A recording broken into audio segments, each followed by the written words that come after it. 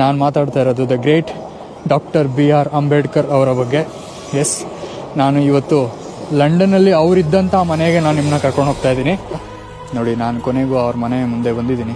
ನಿಮಗೆ ಕಾಣ್ತಾ ಇರುತ್ತೆ, ಬೋರ್ಡ್ ಇದೆ ಅಲ್ಲಿ.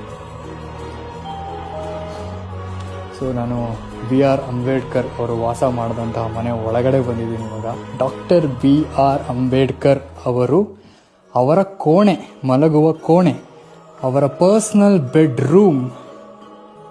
ಓ ಮೈ ಗಾಡ್, ದೇವರಾಣೆ, ನಾನು ಅಂದ್ಕೊಂಡಿರ್ಲಿಲ್ಲ ಗುರು ಅವರು ಮಲ್ಕೊಂಡಿರೋ ಜಾಗದಲ್ಲಿ ನಾನು ಒಂದು ದಿವಸ ಬರ್ತೀನಿ ಅಂತ.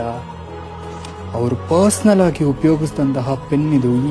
ನನಗೆ ಶಾಕಿಂಗ್ ವಿಚಾರ ಏನು ಅಂದರೆ, ಮುಟ್ಟಕ್ಕೆ ಕೂಡ ಬಿಟ್ಟಿದ್ದಾರೆ ಇಲ್ಲಿ, ವಿಚ್ ಇಸ್ ರಿಯಲಿ ಗ್ರೇಟ್.